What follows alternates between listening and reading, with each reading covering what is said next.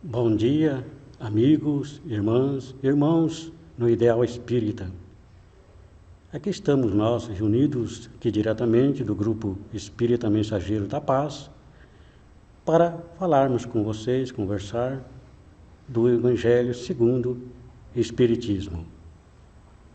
E para nós iniciarmos, nós vamos ler uma mensagem e logo em seguida faremos a prece inicial, depois o Evangelho com o nosso irmão.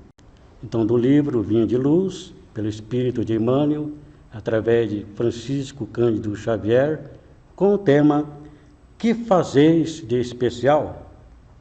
Que fazeis de especial? Jesus, Mateus, capítulo 5, versículo 47. Iniciados na luz da revelação nova, os espiritistas cristãos possuem patrimônio de entendimento muito acima da compreensão normal dos homens encarnados.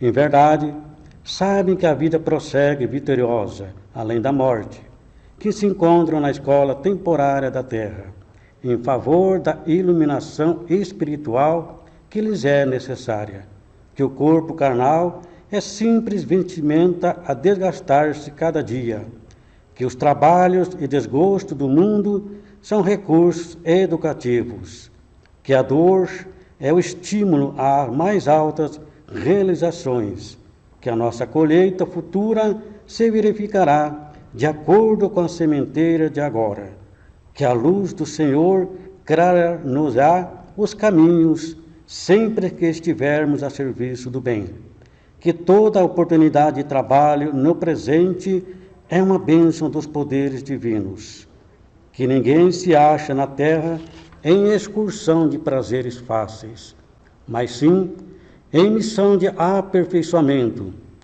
que a justiça não é uma ilusão e que a verdade surpreenderá toda a gente, que a existência na esfera física é abençoada oficina de trabalho, resgate e redenção, e que os atos, palavras e pensamentos da criatura produzirão sempre os frutos que lhes dizem respeito no campo infinito da vida. Efetivamente, sabemos tudo isto. Em face, pois, de tantos conhecimentos e informações dos planos mais altos a beneficiarem nossos círculos felizes de trabalho espiritual, é justo ouçamos a interrogação do Divino Mestre. Que fazeis mais que os outros?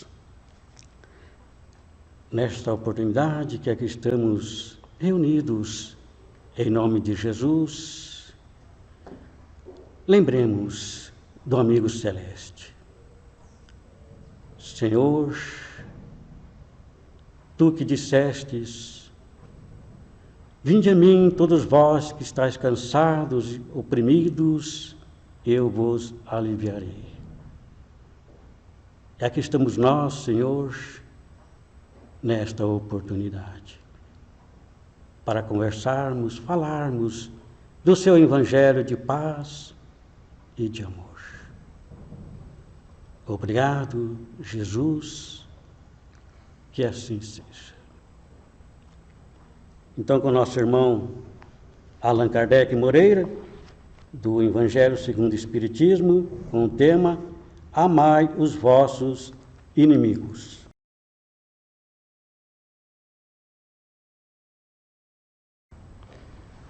Bom dia, queridos amigos que nos acompanham.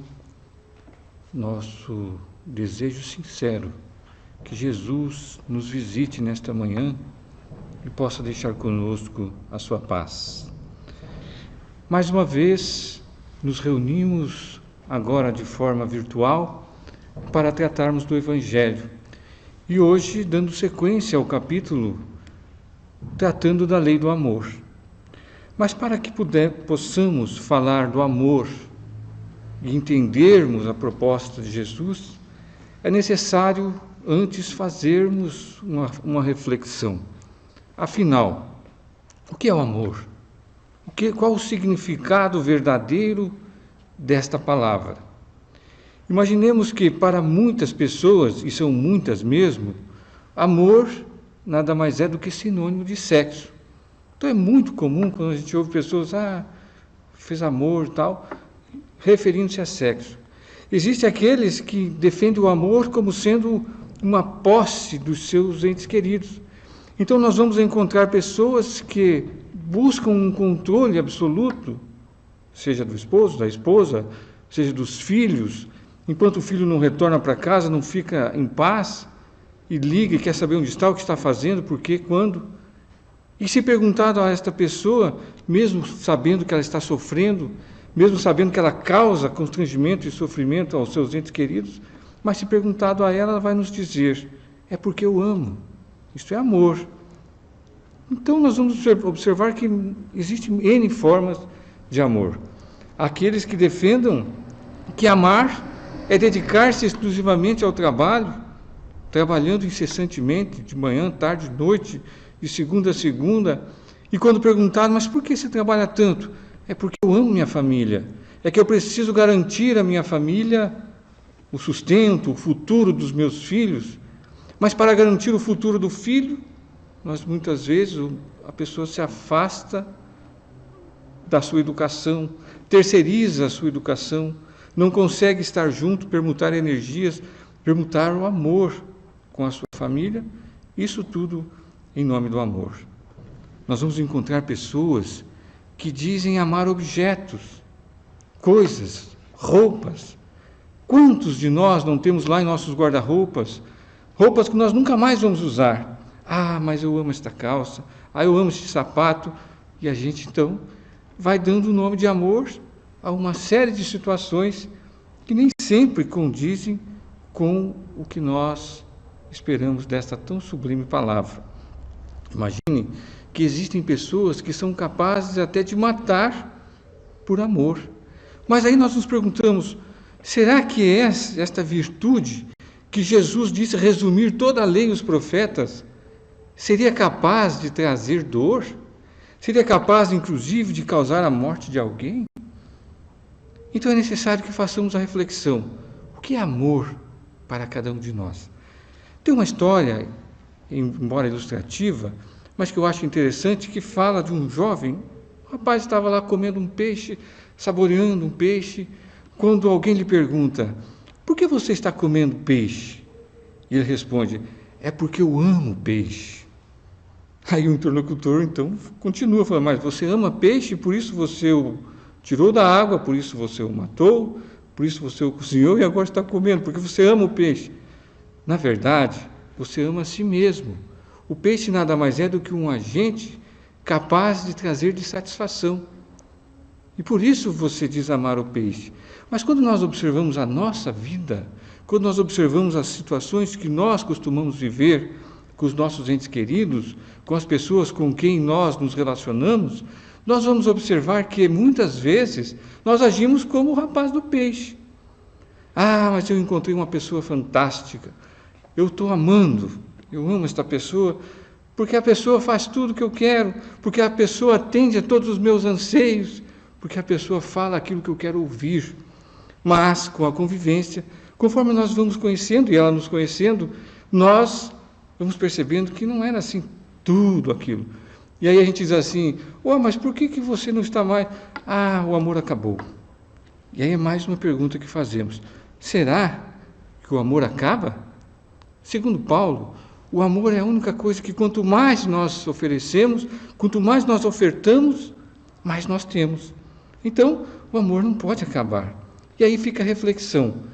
Qual será então o sentido verdadeiro do amor? Obviamente que não é nesta manhã nossa intenção de julgarmos as pessoas, de julgarmos aqueles que fazem isso ou dessa ou daquela forma. Mas a nossa intenção é proporcionar, é oferecer a esta grande gama de entendimento do amor, o amor oferecido por Jesus, a proposta de Jesus sobre o amor. E aí, a cada um de nós, dentro das nossas condições, é que nós vamos incluindo isso em nossas vidas, e aí sim será capaz de nos transformar. Então Jesus, este amigo celeste, o governador planetário, aquele que mesmo antes da formação da Terra, ele já era o Cristo, ele já era um espírito protetor, um espírito puro, e que coordenou todo o trabalho de formação do nosso planeta, este Espírito Celestial vem ao nosso mundo para nos dar o exemplo do que é amar, do que é o amor. E nós vamos entendendo através dos ensinos dele, e vale lembrar que o ensino não é basicamente oral, não é verbal, mas é por ação, é através de atitudes, é toda a vida de Jesus. E nesta vida de Jesus, nesta passagem dele pelo nosso planeta, pela experiência da carne, nós vamos observar que Jesus nos ensina que amar é a capacidade de atendermos às necessidades dos nossos semelhantes, mesmo antes dele nos pedir. É a capacidade de nos colocarmos na condição daquele que necessita, mesmo sem que ele venha nos fazer nenhum tipo de pedido. Este é o amor ofertado por Jesus, ensinado por Jesus. Quando nós devemos buscar diminuir a dor das pessoas, aliviar a fome das pessoas, seja esta fome material, seja essa fome de alimento, ou seja uma fome emocional, seja uma fome espiritual, mas que nós devemos estar antenados, devemos buscar dar o passo à frente. Então, fazer o bem no limite das nossas forças. Este é um dos exemplos de Jesus, mas que não para por aí. Se fazer o bem, se sermos beneficentes com os outros, é uma das propostas de Jesus. Também entendermos as dificuldades, e por isso somos seres gregários, por isso vivemos com pessoas diferentes das nossas, diferentes dos nossos pensamentos, dos nossos valores, porque nós temos que aprender, assim como Jesus nos ensinou, nós temos que aprender a conviver com as diferenças. Isso chama-se indulgência. Nós temos que ser indulgentes para com as incompreensões alheias, porque nem todas as pessoas pensarão como nós. E nem todas as pessoas falarão aquilo que queremos ouvir, e muitas vezes poderemos nos sentir injustiçados, muitas vezes poderemos nos sentir ofendidos. E nós temos então que aprender a conviver com essas diferenças. Nós temos que aprender a conviver com as opiniões divergentes das nossas. Esse é um dos objetivos. E isso é amar. Isso é a proposta de Jesus. Por isso estamos encarnados, por isso estamos todos juntos, para que nós aprendamos a viver com as diferenças e para que a diferença de um e o outro possa ensinar-nos mutuamente. Então, Jesus vai nos ensinando desta forma, mas ele vai mais além, porque se temos que fazer o bem, se temos que conviver com as diferenças, nós também temos que perdoar. Então, o perdão é uma necessidade e é uma demonstração de amor. Nós treinamos muito isso na grande escola que é o nosso lar. Nós treinamos o perdão com os nossos filhos, com a esposa, com o esposo, com os pais, mas é necessário que nós consigamos perdoar a todos. Então, para entendermos o amor segundo Jesus, nós precisamos desenvolver certas aptidões que ainda não temos, mas que vamos desenvolver. E por que fazemos então essa reflexão, antes mesmo de adentrarmos aos itens do Evangelho para o qual pretendemos refletir nesta manhã? Porque se nós não entendermos o amor segundo a proposta de Jesus, nós não conseguiremos entender as propostas da manhã de hoje. Porque nós vivemos num momento, no nosso planeta, na nossa sociedade, em que este amor, segundo Jesus, está sendo convidado a ser exposto. Nós vivemos num momento em que aqueles de nós que não conseguirmos desenvolver essa capacidade de auxiliar o próximo, desenvolver essa capacidade de conviver com as diferenças e perdoar, fatalmente nós estaremos muito propensos à falência. Nós faliremos moralmente. Por quê? Porque o momento exige de nós serenidade, sabedoria e o desenvolvimento das nossas virtudes. Então nós temos que entender que não tem como nós dissociarmos certas coisas. Não tem como eu ter um tempo para Deus e um tempo para mim. Eu vou ser cristão, eu vou ser espírita em todos os momentos, seja na minha casa, seja no meu trabalho, seja no centro espírita, seja na rua, onde quer que eu esteja, eu serei um cristão, eu serei um espírita. E logo eu terei que desenvolver as propostas de Jesus. Alguém poderá dizer, não, mas é muito complicado, é muito difícil. Perceba que existem pessoas que nos ofendem, existem pessoas, mas a proposta de Jesus é esta. Não tem outro caminho. Lembra quando Jesus diz aos pescadores, jogue a rede ali, jogue mais para a direita ou mais para a esquerda. Ele está nos dizendo assim, olha, tem que mudar o lugar, tem que mudar o caminho, tem que mudar a direção, senão não será possível mudarmos a realidade em que estamos inseridos. Então é necessária esta reflexão. O que é amar? Amar é a capacidade, sim, de vivermos como verdadeiros irmãos, ajudando-nos uns aos outros, amando-nos, respeitando-nos e compreendendo-nos. Mas no Evangelho, no capítulo 11, amai o próximo como a si mesmo, nós vamos ver lá no item 13 uma mensagem de um espírito protetor, trazida em Cracóvia, no ano de 1861, que tem como título A Fé e a Caridade. Ora, mas nós não estamos falando de amor que tem a ver com a caridade, sim, porque quando nós vamos chegar lá no capítulo 15, estamos quase lá, quando chegarmos no capítulo 15, nós vamos perceber que a caridade é o amor em ação. A caridade nada mais é do que a prática da lei do amor. Então, o que é a fé e a caridade? O que esse Espírito vem nos trazer? Ele vem nos fazer uma proposta de que só a fé, ou melhor, só a caridade sem a fé, ela não é suficiente. É necessário sim que nós tenhamos, e aqui ele traz a fé no sentido da religiosidade, no sentido da comunhão com Deus. É necessário que nós, já que Deus é amor, como diz o Evangelho, é necessário que nós estejamos conectados com o Criador para praticarmos verdadeiramente a caridade, ou para amarmos verdadeiramente, porque é Deus a grande essência do amor. Então esse Espírito vem nos dizer que é impossível nós praticarmos a caridade, nós amarmos os nossos semelhantes sem a fé, sem a religiosidade, sem essa conexão com o nosso Criador. No máximo que teremos, diz ele, serão momentos de generosidade, mas não a caridade verdadeiramente. E esse Espírito é interessante que ele encerra a sua mensagem com uma observação bastante importante.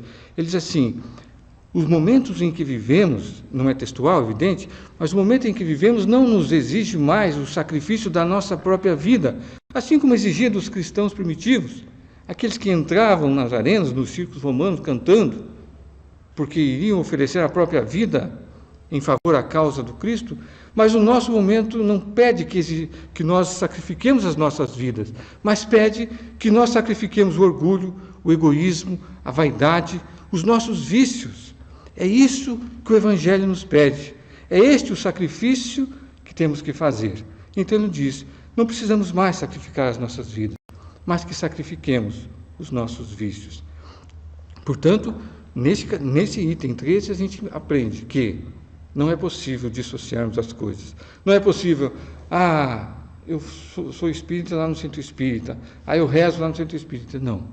Nós temos que estar conectados com o Criador, conectados com Cristo, conectados com a espiritualidade amiga em todos os momentos. Somos cristãos e temos que honrar este título que ostentamos. É interessante os ensinos do Evangelho, e Allan Kardec, o codificador, ele organizou o Evangelho de tal forma que nós temos uma sequência bastante lógica.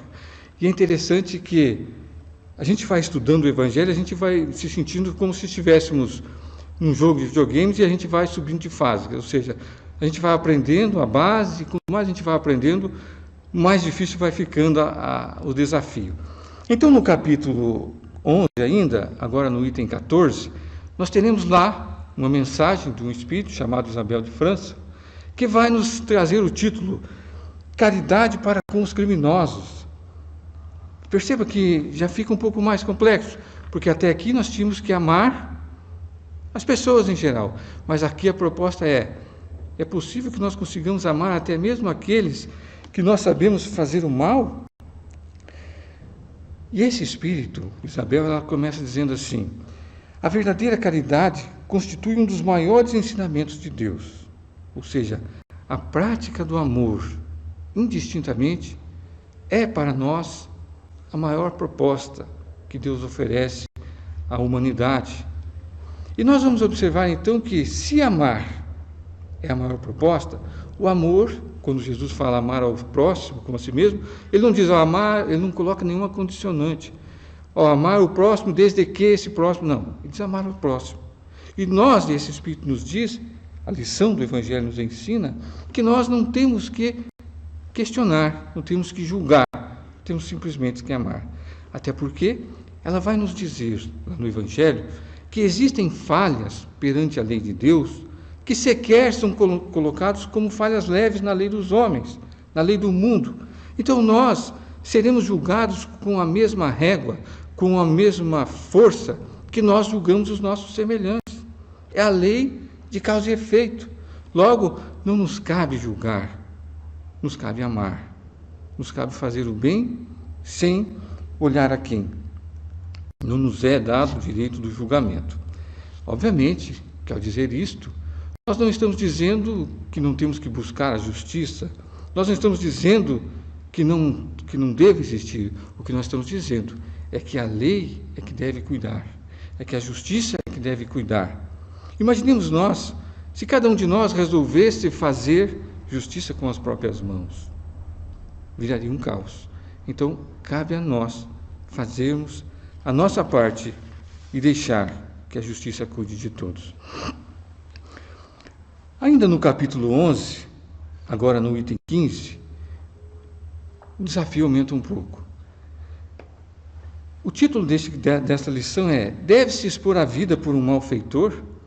Ora, amar um criminoso, ok, mas eu expor a minha própria vida por um malfeitor? E essa mensagem trazida por um espírito Lamennais, ele começa, eu achei muito interessante a humildade do espírito. Ele fala: essa é uma situação muito grave, mas que pode ocorrer com todos os espíritos, ou seja, eu, qualquer um de nós, poderemos estar no momento sujeito a sermos testados, a termos que buscar salvar a vida de alguém, e muitas vezes essa pessoa pode ser um malfeitor. Então ele diz assim: é muito grave, mas vou responder de acordo com o meu adiantamento moral. Ele diz assim: o devotamento é cego. Olha que interessante, eu não tenho que questionar, porque no momento em que eu questiono, será? É porque eu não estou pronto. O devotamento é cego. Nós devemos fazer sim. E ele continua: todavia não tendes que indagar se fará ou não. Socorrei-o, porquanto, salvando-o, obedecerei à vossa voz do coração, que vos diz: pode salvá-lo? Salva-o. No momento em que nós questionamos, no momento em que nós, será? Pronto, eu não estou pronto. Já veio a resposta. Então nós temos sim, como trabalhadores do Cristo, como cristãos que nos dizemos ser, estarmos prontos para fazer o bem em todos os momentos, independente de quem o seja. Assim, nesse item 15 a gente conclui o capítulo 11 do Evangelho segundo o Espiritismo. E vamos agora para o capítulo 12, que, como eu disse, vai aumentando a nossa dificuldade, né? Vai aumentando o nosso desafio. O desafio agora no capítulo 12 não é simplesmente amar a todos, mas amar os vossos inimigos. Ora, vejam bem, até aqui nós estamos dizendo assim: olha, eu vou amar o criminoso, devo amar? Devo, mas o criminoso do meu semelhante, aquele que cometeu o crime com outra pessoa. A proposta agora é: devo eu amar até mesmo aquela pessoa que me prejudicou? Até mesmo aquela pessoa que cometeu o crime contra mim ou contra um dos meus entes queridos? Essa é a proposta de Jesus.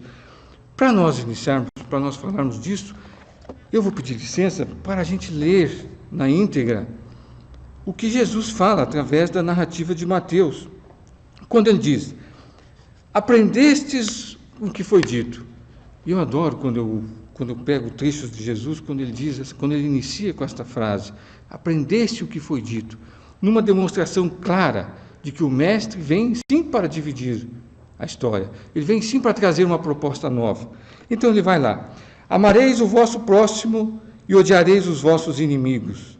Eu, porém, vos digo: amai os vossos inimigos, fazei o bem aos que vos odeiam e orai pelos que vos perseguem e caluniam, a fim de serdes filhos do vosso Pai que estás no céu, e faz que se levante o sol para os homens bons e maus, e que chova sobre os justos e os injustos, porque se só amardes os que vos amam, qual será a vossa recompensa? Não procedem assim também os publicanos? Se apenas os vossos irmãos saudardes, que é que com isso fazeis mais do que os outros? Não fazem também os pagãos? Olha que interessante. Neste momento, Jesus nos diz que, para que nós possamos realmente honrar o título de cristãos, para que nós possamos realmente fazermos o que a proposta de Jesus nos faz, nos propõe, nós temos que estar, sim, acima da média. Nós temos que buscar, sim, fazer mais do que os outros. Porque se fizermos só o que os outros fazem, o que fazemos de especial? Assim como na mensagem inicial que foi lida, de Emmanuel, quando ele diz, nós que temos conhecimento da vida futura, nós que sabemos da lei de causa e efeito, nós que sabemos os porquês, não podemos usar o direito de querermos escolher. Nós temos que fazer a todos, indistintamente, inclusive aquele a quem nos fez o mal. Porque se amarmos apenas os que nos amam, que faríamos de especial nisso? Mas por que então que eu teria que amar a um inimigo? A primeira coisa, essa cobrança não é minha. Não compete a mim cobrar, compete a Deus. Eu me lembro de uma passagem de Jesus, contada por Emmanuel, no livro Contos deste e da Vida, cujo título é Servir Mais, mas ele conta lá da história de um guerreiro chamado Efraim Ben Assef. Esse guerreiro vai até Jesus, sabendo que Jesus estava na localidade, na casa de um guardador de cabras chamado Obed. Ele vai lá e diz, Senhor, eu não te procuro na condição de quem desconhece a justiça divina, corrige os erros do mundo todos os dias. O que eu quero, Senhor, é que você me possa apresentar situações, condições, orientações para a conduta do meu povo. Como eu devo conduzir o meu povo? E Jesus começa então a discorrer sobre os diversos temas, e um dos temas, uma das perguntas do guerreiro é, o que fazer quando a boca do opressor cospe fogo de violência, nos espreitando a parede? Quando a vaidade ostenta o poder e multiplica as lágrimas de quem chora? Jesus fala, é preciso compreender e servir mais. Mas, Senhor, e quanto a pilhagem, quanto os ladrões? O que fazer contra aqueles que ateiam fogo em aldeias, matando crianças e mulheres inocentes? É preciso perdoar e servir mais. Jesus segue numa série de situações impostas pelo futuro político para explicar que em todos os momentos da nossa vida nós temos que confiar na providência divina. Nós temos que saber que existe uma lei da qual nenhum de nós escapará. Nenhum de nós poderá furtar-se, poderá negar-se de prestar contas, que teremos que pagar até o último pingo e o ilhota. Então, nesse sentido, Jesus demonstra ao guerreiro que não há necessidade de fazermos a justiça com as nossas próprias mãos. Como nós dizíamos há pouco, imaginemos nós fazendo justiça com as nossas próprias mãos. A pessoa vai, bate no nosso carro, a gente vai lá e dá um tiro na pessoa. A gente estaria regredindo não um pouco, mas muito. Porque desde a lei de Italião, desde a lei do olho por olho, já existiu um balanço na questão da justiça. Ou seja, se roubou, vai cortar a mão. Se matou, vai morrer. É pesado isso, mas pelo menos a gente observa que pelo menos equalizou. Agora, o que a gente observa é que pessoas são mortas por questões banais, por palavras mal colocadas, por uma fechada no trânsito, porque deixou de pagar uma dívida de R$10, e as pessoas morrem. Então é necessário que nós tenhamos esse entendimento de que a lei está para todos, que a lei está a cuidar de todos, e que não compete a nós fazermos a justiça, mas amarmos indistintamente. Ora, agora no capítulo 12, nós vamos observar no item 3, Kardec fazendo a explicação do que significaria amar os inimigos. E ele começa a lição dizendo assim: se o amor ao próximo constitui o princípio da caridade, amar os inimigos é a mais sublime aplicação deste princípio. Olha que interessante. Aqui Allan Kardec está reforçando o que Jesus já havia nos dito, ou seja, amar ao próximo como a ti mesmo. Aí está toda a lei e os profetas. Mas amar aos vossos inimigos é fazer algo a mais, algo especial.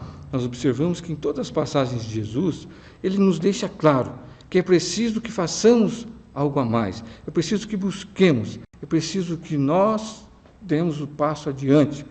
Eu me lembro muito, quando a gente fala do algo a mais, quando eu falo em destacar-se da multidão, quando a gente fala em sermos diferentes. E é até interessante o trecho que nos foi lido do Emmanuel, quando ele fala assim: os espiritistas, ou para nós os espíritas, têm conhecimento muito além do que a grande maioria.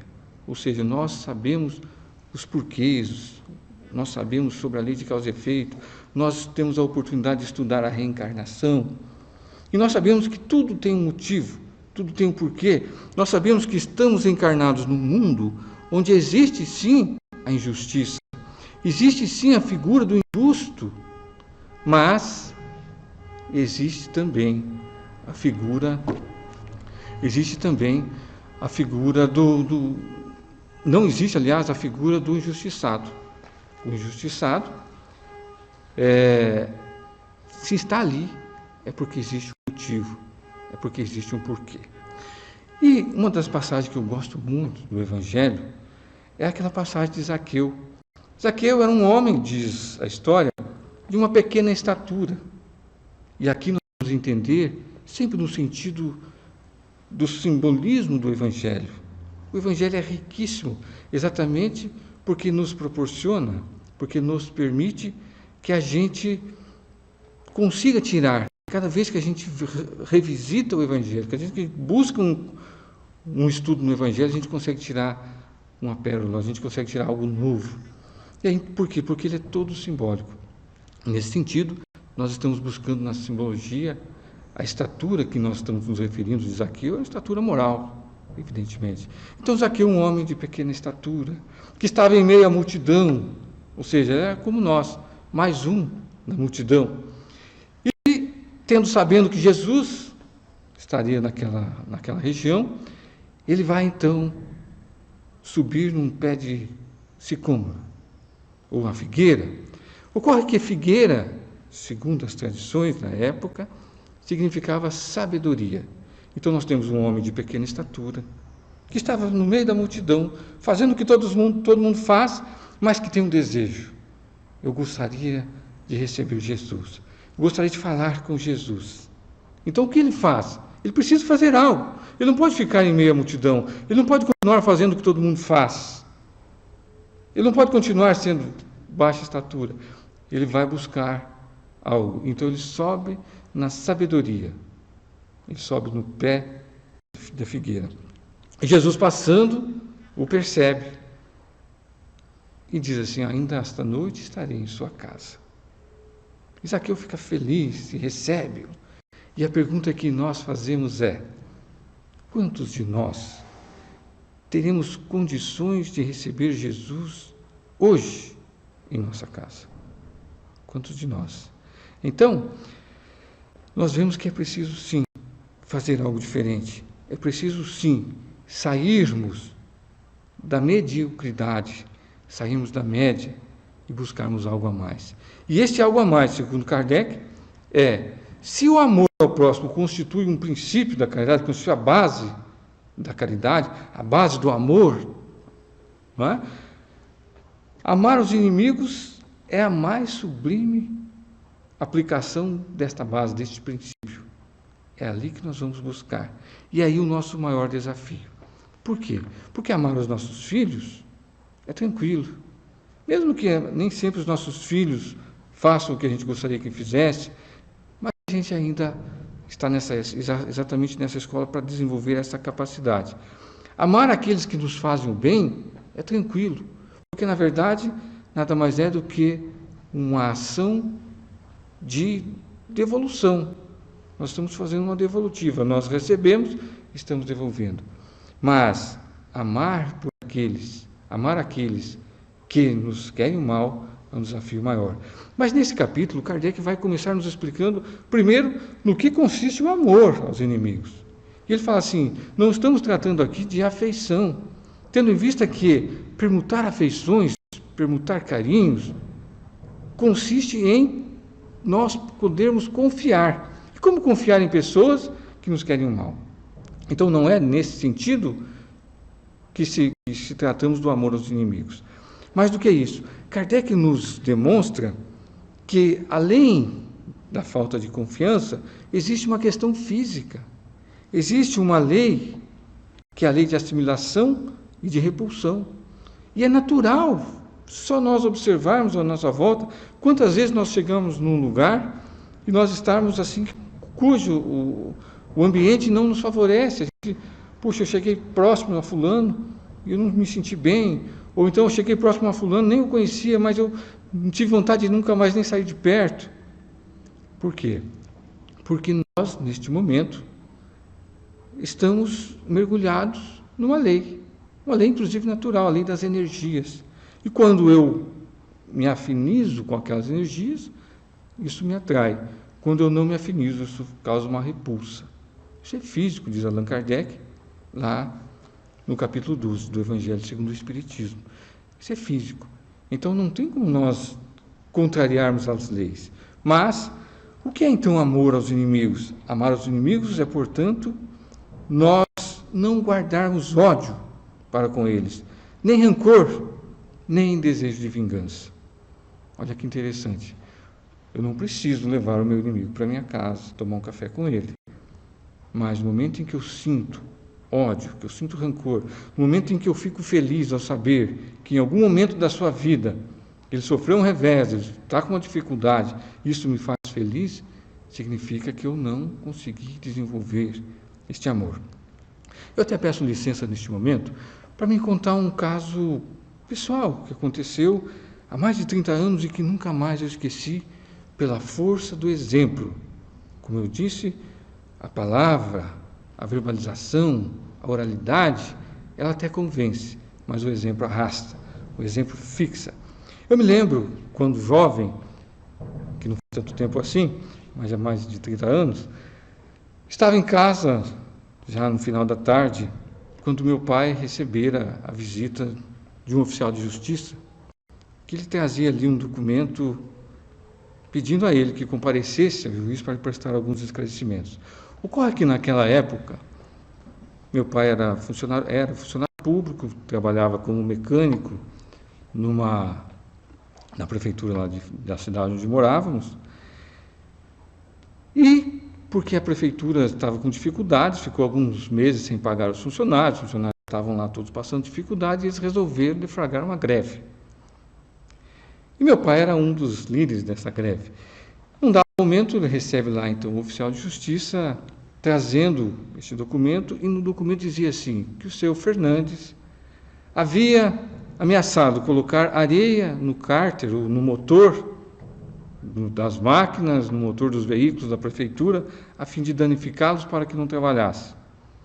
E foi tão interessante que quem conheceu meu pai, sabe que eu não estou exagerando, na minha visão, talvez uma das pessoas mais honestas que eu conheci e sincera. E foi tão interessante que o oficial de justiça, que eu conheci, uma cidade pequena, disse assim, olha, seu Fernando, eu sei que o senhor não falou, mas eu tenho que entregar esse ofício ao senhor, eu tenho que entregar essa intimação ao senhor. Meu pai assinou o documento, né, e pedia para que ele fosse no dia seguinte até o fórum fazer os seus esclarecimentos, e eu fiquei indignado, né? Naquela coisa de jovem, eu fiquei indignado, falei, pai, mas não é possível, o senhor não pode. Ele falou, filho, nós temos que orar por eles, nós temos que orar pelo juiz, para que ele tenha serenidade de entender a verdade. Nós temos que orar pelo prefeito e seus assessores, porque eles precisam resolver a situação.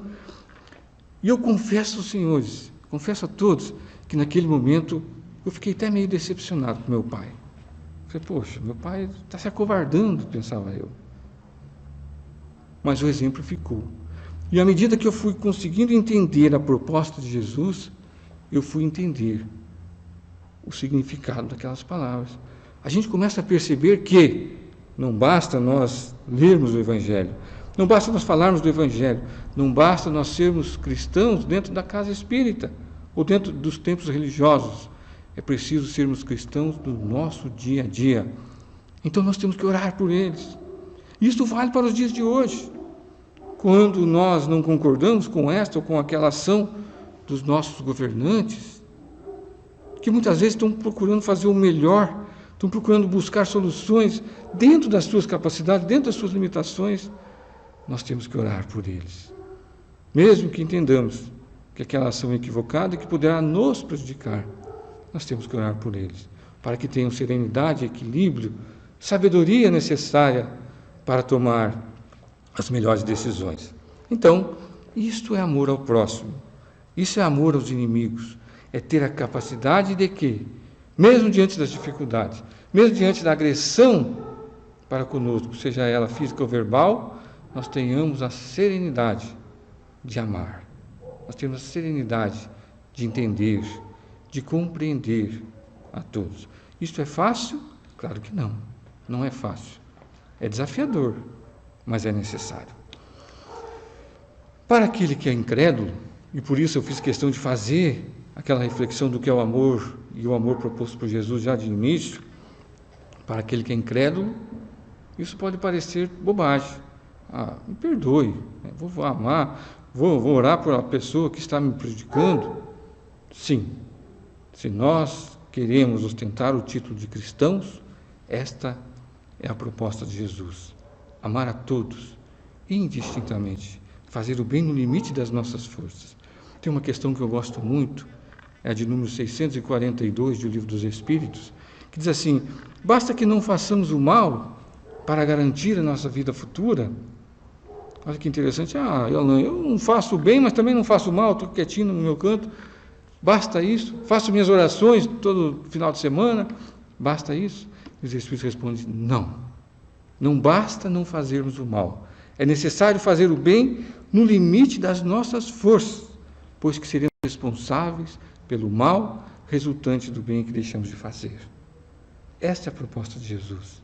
Este é o amor, tanto aos amigos como aos inimigos. Chega-nos um momento em que nós não podemos mais alegar ignorância. Eu fiz porque eu não sabia. Jesus nos diz: aquele mais se deu, mais será exigido. Então, nós temos o conhecimento. Como diz o Emmanuel novamente, os espiritistas têm acesso a conhecimentos muito mais aprofundados do que a grande maioria. E nós temos que saber utilizar isto. E mais do que isso, nós temos que saber que esse conhecimento vai se transformar em responsabilidade. Então, a quem mais se deu, mais será exigido. Se nós sabemos, nós temos que honrar isto.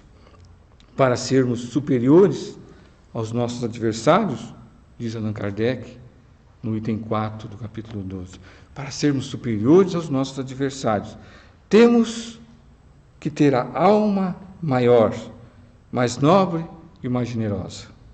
Se nós queremos, sim, nos destacar, se nós queremos, sim, caminhar ao encontro de Jesus, se nós queremos ir ao Pai, nós temos que seguir o caminho. Ninguém vai ao Pai, ou ninguém vem ao Pai, senão por mim, já asseverava nosso Mestre Jesus. E fica então a nossa reflexão para hoje. O que temos feito de especial? Eu faço o que todo mundo faz. Eu transmito o que todo mundo transmite. Eu busco o que todo mundo busca. Por que fez isso? Porque todo mundo faz. Quem teve a oportunidade de assistir às palestras recentemente na Conferência Espírita, Conferência Estadual Espírita, e viu a palestra do Haroldo Dutra Dias, teve lá um dos maiores exemplos de amor que eu já tinha visto, quando ele conta a história de Chico Xavier. E essa história tem muito a ver com os dias atuais.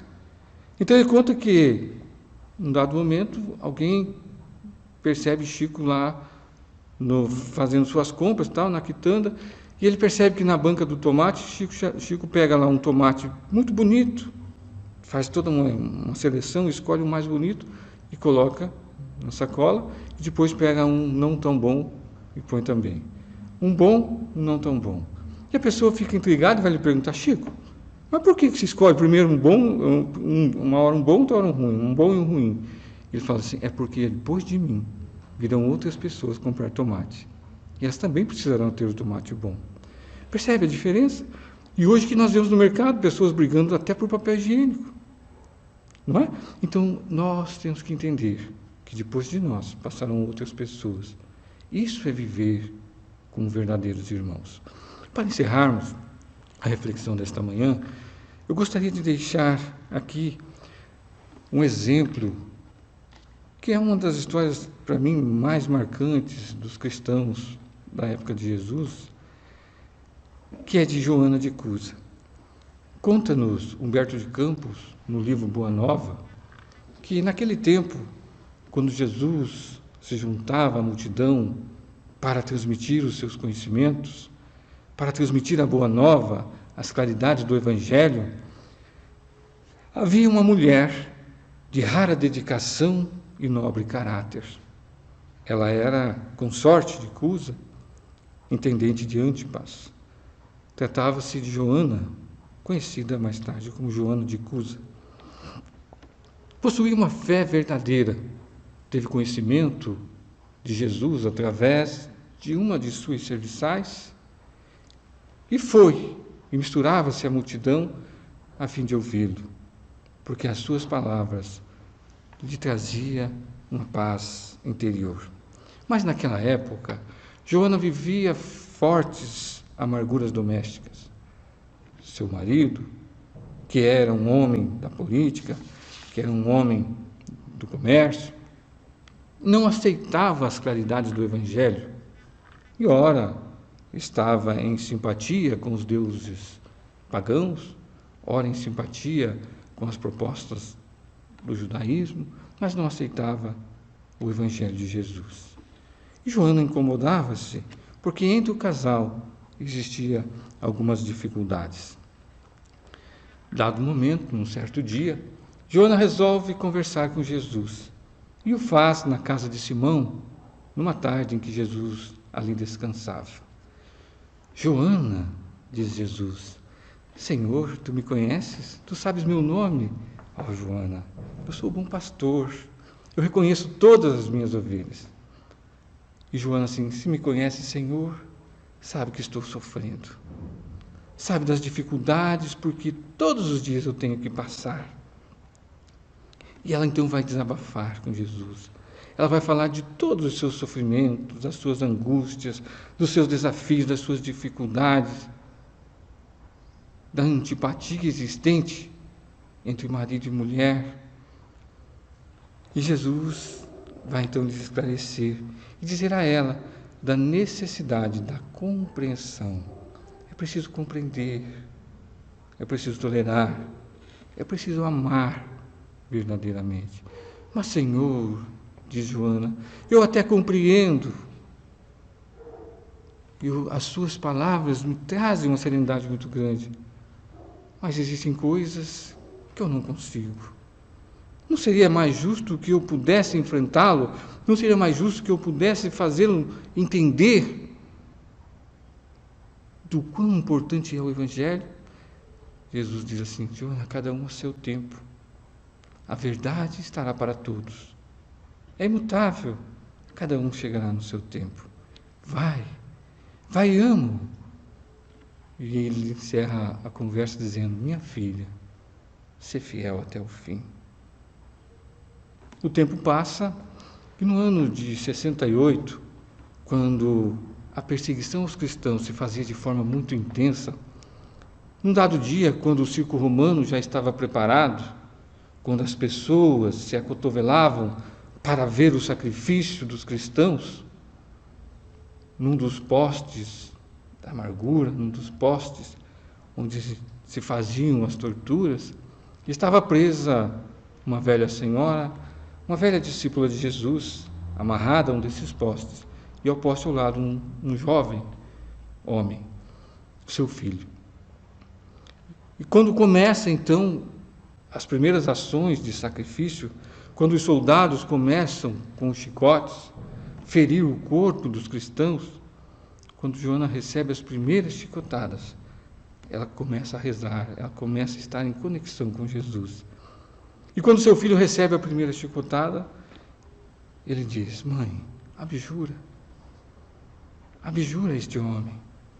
Antes dele, o soldado já havia dito: senhora, basta que abjure e nós podemos libertá-la. Afinal de contas, a senhora é nobre. E ela sorri, não sabe o que está dizendo. E quando o filho lhe diz: mãe, por mim, faça por mim, abjura.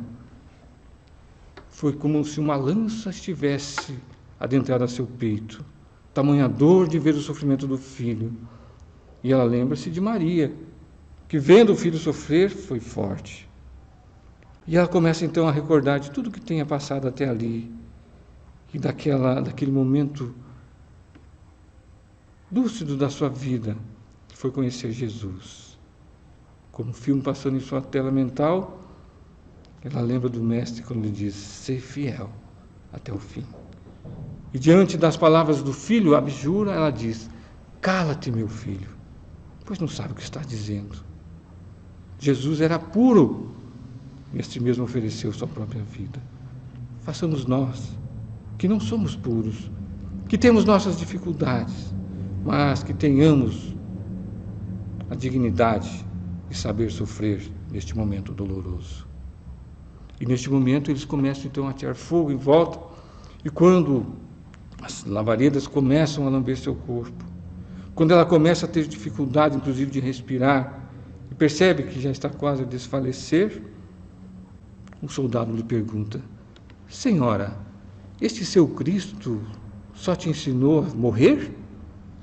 Ela ainda arruma forças, olha para o soldado e diz: não, ele não me ensinou apenas a morrer, mas ensinou-me a te amar. Este é o exemplo que nós buscamos nos dias de hoje. Amar, até mesmo aqueles que nos fazem o mal. E neste momento, Joana sente tocar em seu ombro, alguém tocar em seu ombro, e ela percebe Jesus. Aqui estou, minha filha. Ser perseverante até o fim. Estou contigo. E nós deixamos essa mensagem na manhã de hoje. Quando as primeiras labaredas do sofrimento, da angústia, do medo começa a nos visitar, começa a passar pela nossa alma, que nós tenhamos esta coragem de enfrentar acreditando: Jesus está conosco. Vinde a mim, vós que estáis sobrecarregados, e eu vos aliviarei. Esta é a proposta de Jesus. Essa é a promessa do nosso Mestre. Confiemos que Jesus está conosco e não nos abandonará jamais. E porque sabemos, Senhor, que não nos abandona, é que nós lhe pedimos de todo o coração: sê conosco, ajuda-nos nesse momento importante pelo qual a humanidade passa, para que possamos sair vitoriosos no outro lado. Queridos amigos, muita paz a todos, que nós possamos ter um domingo muito bom e uma semana muito, mas muito profícua. Muita paz e muito obrigado.